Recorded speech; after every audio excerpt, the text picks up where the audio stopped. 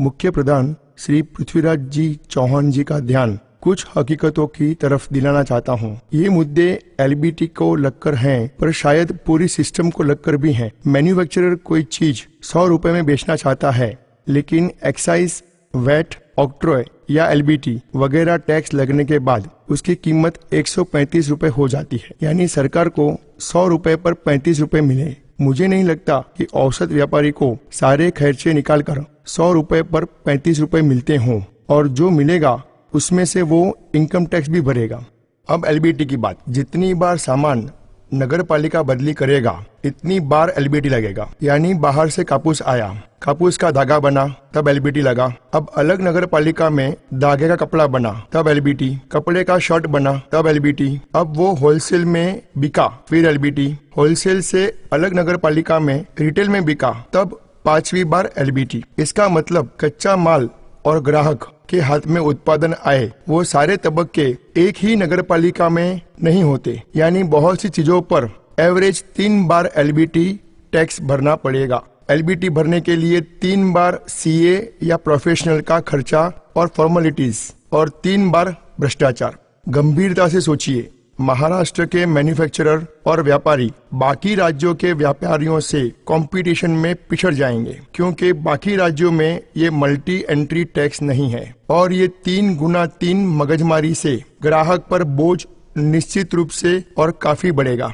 महाराष्ट्र के अलावा विश्व के कोई भी कोने में इस तरह के एंट्री टैक्स नहीं है। व्यापार और विकास को बढ़ावा देना है तो ऐसी पाबंदी क्यों? सिंगापुर और दुबई में फ्री ट्रेड के कारण ही जबरदस्त विकास हुआ है। अब ये देखिए, अगर ये एंट्री टैक्स है तो डॉक्टर, वकील और सीए पर एलबीटी क्यों? इससे तो सिर्फ उनके चार्ज ही बढ़ेंगे, यानी महंगाई बढ़ेगी। व्यापारी पहले मूड़ी लगाकर दुकान चालू करता है, यानी या वो मूड़ी का ब्याज भरता है या फिर भाड़ा भरता है। फिर वो महीने के 26 से ज्यादा दिन और दिन के 11 घंटे मेहनत करता है। ग्राहक का संतोष जीतने के लिए अच्छी सर्विस देता है, उधारी भी देता है, उधारी में कभी नुकसान भी करता है। एवरेज 4 लाइसेंस और उसके प्रावधान पूरा करता है। स्टाफ की मगजमारी, उसके खर्चे, बढ़ी हुई बिजली के बिल और बहुत सारे खर्चे उठाता है। यहाँ तक कि चिल्लर भी ऑन में लेनी पड़ती है। सुबह शाम ट्रेन की तकलीफ दे मुसाफरी या खड्डे वाले रास्तों पर ट्रैफिक की परेशानी, दुकानों में चोरी का नुकसान और बारिश में पानी भरने से नुकसान, सब उठाता है, झेलता है। फिर भी ये भारी कंपटीशन में वो सफल होगा कि नहीं, उसकी कोई गारंटी नहीं होती।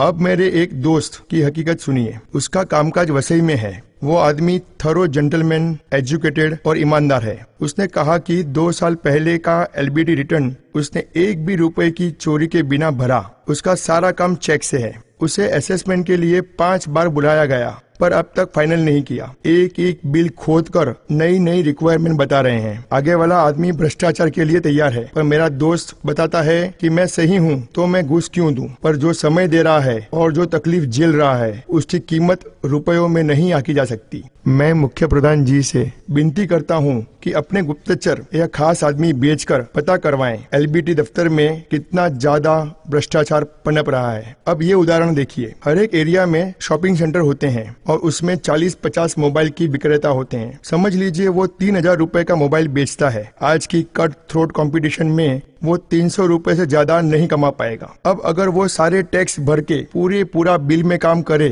तो 3000 रुपए की कीमत बढ़कर 3500 हो जाएगी। उसमें भी वो वही 300 रुपए कमाएगा। अब ध्यान दीजिए कि कंपटीशन की मजबूरी के कारण कभी वो कम टैक्स भरता है तो भी वो फायदा ग्राहक को देता है, उसकी कमाई नहीं बढ़ती। मैं मानता हूँ कि कोई भी कारण या मजबूरी टैक्स कम भरने को जस्टिफाई नहीं कर सकता। अब उसके सामने सरकारी उदाहरण देखिए। इन दिनों में मैंने सुना कि नगर पालिका की कचरे की गाड़ी जो कचरा उठाती है वो फेरे कम लगाती है और ज्यादा फेरों का पैसा लेती है। नगर पालिका के कर्मचारी कितने दिन की हाजिरी लगवाते हैं और कितने दिन अपनी ड्यूटी करते हैं, यही चीजें पे एंड पार्क और टोल टैक्स की इनकम में देखें। ढूंढने पर भी शायद ही कोई ऐसी चीज मिले जो सही चल रही हो। मैं फिर मुख्य प्रधान जी को दरख्वास्त करूंगा कि गुप्तचर या अपने खास आदमियों द्वारा पता कराएं कि इन बातों में कितना सत्य है। अगर ये बात सही है तो कितना भी टैक्स बढ़ा लें कम ही पड़ेगा। अगर व्यापारी पूरा टैक्स नहीं भरता तो कुछ कारण है, पर सरकार के पास इन चीजों का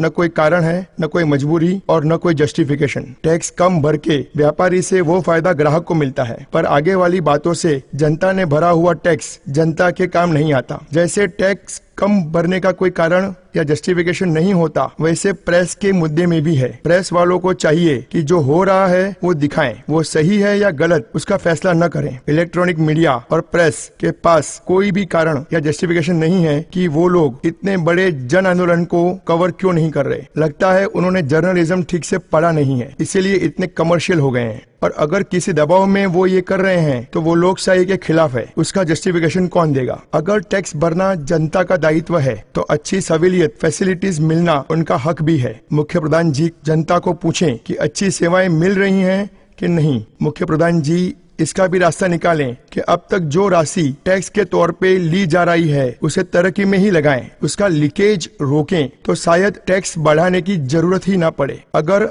आप ये करने में कामयाब हो गए तो जनता अगले 5 साल के लिए नहीं पर आजीवन आपको मुख्य प्रधान रहें ऐसी इच्छा और कोशिश करेगी। मुख्य प्रधान जी एक तरह से आप हमारे राजा हैं और हम आपकी प्रजा। कभी हमारी तकलीफें भी पूछ कर देखिए। आखिर में मुख्य प्रधान जी से यही अनुरोध है कि एलबीटी के विषय में ऐसा रास्ता निकालिए कि जिससे आने वाली एफडीआई जैसी बहुत ही ज्यादा भारी चुनौती से हम लड़ पाए, मरे नहीं। मैं चाहता हूं कि कोई ये बात हमारे मुख्य प्रधान जी तक जरूर पहुंचाए। धन्यवाद।